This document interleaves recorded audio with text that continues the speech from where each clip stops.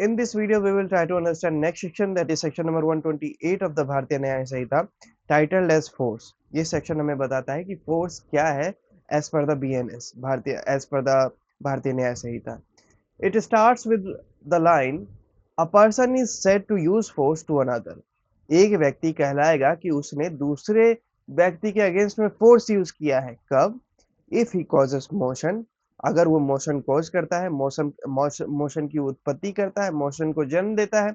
दूसरा, change of motion, अगर वो किसी भी मोशन को चेंज करता है, चाहे स्पीडिंग हो या फिर स्लोइंग हो, slowing down of an act, तो वो सारे चेंज ऑफ मोशन में आ जाएंगे. And then we have cessation of motion, यानी कि किसी मोशन को रोक देना. तो ये तीन एक्ट, इन तीनों में से कोई भी अगर एक व्यक्ति दूसरे व्यक्ति के अगेंस्ट में करता है, यहाँ पे लिखा है टू दैट अदर, यानी कि दूसरा व्यक्ति, तो मान लिया जाएगा कि फोर्स का यूज हुआ है. ठीक है. For example, this is A and this is B. अब बी जो है इस रोड से जा रहा था. बी जैसे ही यहाँ पे पहुंचता है तो ए जो है उसको धक्का दे देता है. अब ए ने धक्का दिया तो मोशन जो है वो अराइज हुआ, मोशन की यहाँ पे उत्पत्ति हुई है, तो ये फोर्स माना जाएगा. चेंज ऑफ मोशन, ए क्या करता है, उसके पीछे लटक जाता है, जिससे बी की जो है स्पीड स्लो हो जाती है. So that is change of motion, कि इसका जो मोशन था बी का वो स्लो डाउन हो गया. और तीसरा है सेसेशन ऑफ मोशन, ए जाता है और वो बी को रोक देता है, तो वो हुआ मोशन का रुकना. ठीक है. तो कोई भी व्यक्ति सामने वाले व्यक्ति पे इन तीन तरीके से प्रभाव डालता है तो ये मान लिया जाएगा कि उसने फोर्स का यूज किया है. उसके बाद ये कहता है, और if he causes to any substance such motion और चेंजेस ऑफ मोशन और सेसेशन ऑफ मोशन. अब ये कहता है कि इतना ही नहीं, वो व्यक्ति खुद से ये चीज करे तो फोर्स तो है ही, लेकिन उसके अलावा अगर वो व्यक्ति किसी और चीज की सहायता लेते हुए इन तीनों चीजों ये तीनों चीजों का इफेक्ट डाले या इन तीनों में से किसी का भी इफेक्ट डाले तो वो भी फोर्स होगा. फॉर एग्जाम्पल, ए जा रहा था, ए को ऐसे रहने देते हैं, बी जा रहा था, ए ने एक स्टोन यहां से उठाया और उसको थ्रो कर दिया बी पे. तो यहाँ पे ए ने डायरेक्ट तो नहीं किया, लेकिन उसने एक सब्सटेंस का हेल्प दिया. अब ये जो सब्सटेंस है ये बी के मोशन पे इम्पैक्ट डालेगा. ठीक है. या तो बी पत्थर लगने पे रुक जाएगा, या फिर गिर जाएगा, या फिर स्लो डाउन हो जाएगा अगर छोटा पत्थर है तो. ठीक है. वो सारी चीजें. तो यहाँ पे समझने वाली बात यह है कि एक खुद से अब मोशन पे अफेक्ट नहीं डाल रहा है, बल्कि एक सब्सटेंस का यूज करते हुए सामने वाले व्यक्ति के मोशन पे अफेक्ट डाल रहा है. ठीक है. तो ये वही कह रहा है कि अगर वो खुद से करे तो फोर्स है ही, लेकिन उसके अलावा अगर वो किसी सब्सटेंस का भी हेल्प लेते हुए किसी व्यक्ति का चेंज ऑफ मोशन होता है या फिर सेसेशन ऑफ मोशन करता है, as bring that substance into contact with any part of that others body. और ये जो सब्सटेंस है ये सामने वाले व्यक्ति के कोई से भी पार्ट से कांटेक्ट होके इन तीनों में से कोई इफेक्ट डालता है तो वो भी फोर्स होगा. देन ये आगे कहता है, इतना ही नहीं, चाहे तो आप खुद से यूज करें तो वो भी फोर्स, चाहे आप किसी सब्सटेंस का यूज करें तब भी फोर्स माना जाएगा, और with anything which that other is wearing और कैरिंग. इसी के अलावा बी के पास कोई भी ऐसी चीज है, फॉर एग्जाम्पल मान लो एक पर्स है, ये व्यक्ति डायरेक्ट इस चीज पे इम्पैक्ट डाले, डायरेक्ट इस चीज को रोके, या फिर सब्सटेंस का यूज करते हुए इस चीज को रोके, तो यहाँ पर बी पे इम्पैक्ट नहीं पड़ रहा है, लेकिन बी से कनेक्टेड एक चीज है, बी के पास एक चीज है, उस पर इम्पैक्ट पड़ रहा है, तो वैसे में वो भी फोर्स में ही काउंट किया जाएगा. फॉर एग्जाम्पल, ए ने बी को नहीं रोका बल्कि बी के पर्स को पकड़ लिया, तो यहाँ पे चेंज ऑफ मोशन देखने को मिलेगा. तो ऐसी परिस्थिति में इसको भी फोर्स माना जाएगा. अब अगला एग्जांपल, ए ने खुद टच नहीं किया, ए ने खुद बी को टच नहीं किया, ए ने स्टोन की हेल्प से बी को भी नहीं टच किया, बल्कि बी के पर्स को टच किया स्टोन की हेल्प से. सब्सटेंस की हेल्प से। To the belonging of B, to the part of B, any part of B which B is wearing और कैरिंग, तो ये भी फोर्स की कैटेगरी में आ जाएगा। ठीक है, तो तीन चीज हमने देख ली। या तो डायरेक्ट वो यूज करे फोर्स, डायरेक्ट अगर वो कोई मूवमेंट करे जिससे सामने वाले व्यक्ति के मूवमेंट पर इम्पैक्ट पड़े तो वो फोर्स है, या फिर वो व्यक्ति किसी सब्सटेंस का यूज करते हुए ये एक्ट करे तो वो फोर्स है, या फिर वो व्यक्ति सामने वाले व्यक्ति के वियरिंग और कैरिंग ऑब्जेक्ट्स पे इम्पैक्ट डाले तो वो भी फोर्स में आएगा। इसके अलावा ये ही इतना ही नहीं, एक चीज और लिखी है इसमें, और with anything so situated that such contact affect that others senses others sense of feeling.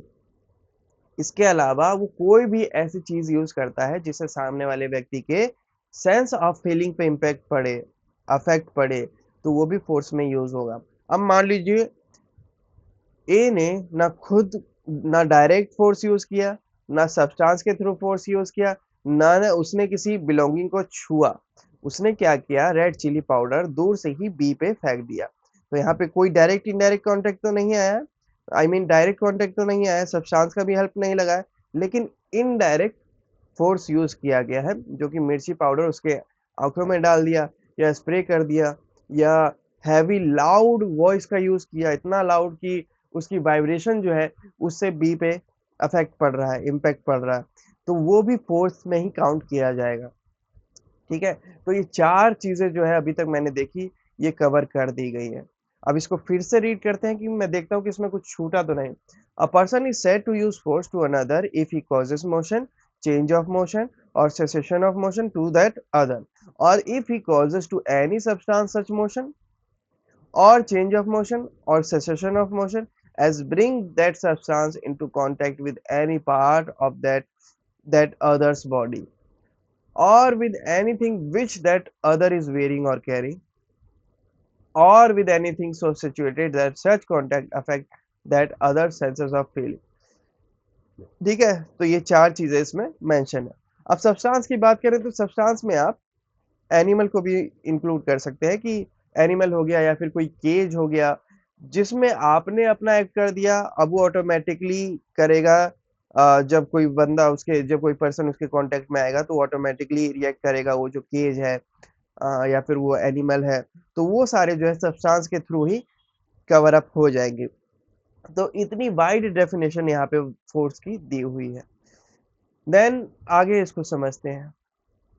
आगे प्रोवाइजो मेंशन है जिसमें ये बताया जाएगा कि कहाँ पे ये थ्योरी एप्लीकेबल नहीं होगी। Proviso provided that the person causing the motion, ये कहता है बशर्ते ये चीज ध्यान में रखी जाए कि कॉजिंग ऑफ मोशन, एक पर्सन जो मोशन कॉज कर रहा है या फिर चेंज कर रहा है या फिर सेसेशन कर रहा है, causes that motion, change of motion or cessation of motion in one of the following three ways, namely अगर वो इन तीनों में से कोई इम्पैक्ट डालता है by his on bodily power, अपने खुद का अपने खुद के शरीर का पावर यूज करते हुए, by disposing any substance in such a manner that motion or change or cessation of motion take place without any further act on his part or on the part of any other person,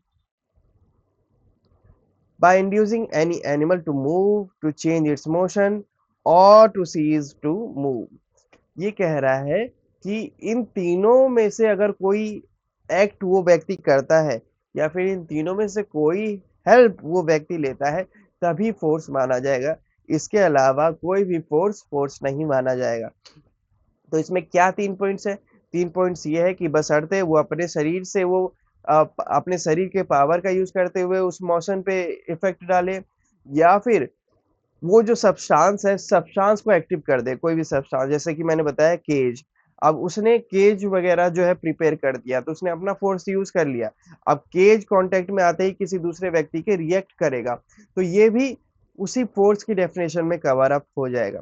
ठीक है, कि उसने अपना act कर दिया, अब आगे वाला एक्ट जो है उस सब्सटेंस पे डिपेंड हो जाता है या फिर किसी दूसरे व्यक्ति पे डिपेंड हो जाता है। तो वो भी फोर्स में ही आएगा।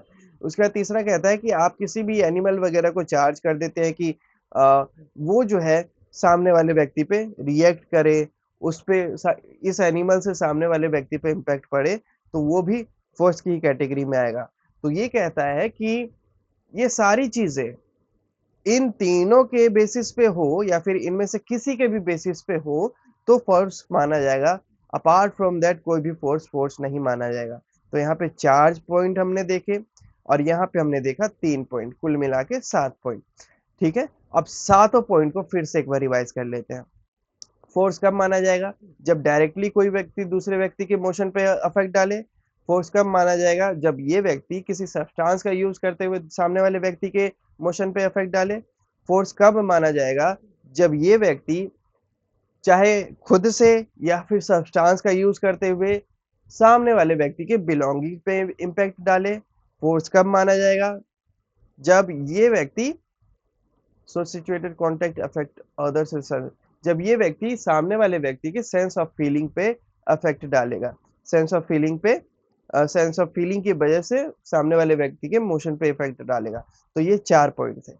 अब आगे प्रोवाइजो में कहता है बशर्ते ये तीनों इन तीनों चीजों का यूज हुआ हो या इनमें से किसी भी चीज का यूज हुआ हो, जिसमें से ये कहता है सबसे पहले कि उसने अपनी बॉडी का अपने खुद की बॉडी पावर का यूज करते हुए ऐसा किया हो।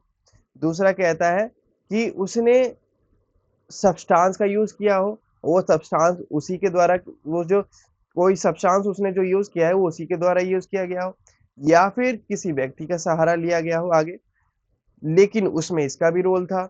और तीसरा कहता है कि उसने किसी एनिमल का सहारा लिया हो।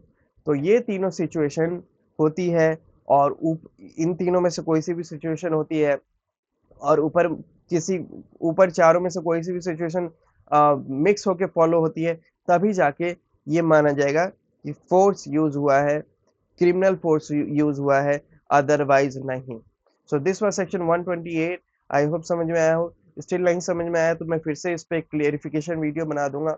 And till then if you have any doubt you can drop that comment, you can drop that question in the comment box and I will give my best to answer that question. Apart from that, इसको read out करके closer देते हैं। What section 128 says, it talks about force. A person is said to use force to another if he causes motion, change of motion or cessation of motion to that other, or if he causes to any substance such motion or change of motion or cessation of motion as brings that substance into contact with any part of that other's body, or with anything which that other is wearing or carrying, or with anything so situated that such contact affects that other's sense of feeling, provided that the person causing the motion or change of motion or cessation of motion causes that motion, change of motion or cessation of motion in one of the following three ways, namely: A, by his own bodily power; B, by disposing any substance in such a manner that the motion or change or cessation of motion takes place without any further act on his part or on the part of any other person; C, by inducing any animal to move, to change its motion, or to cease to motion.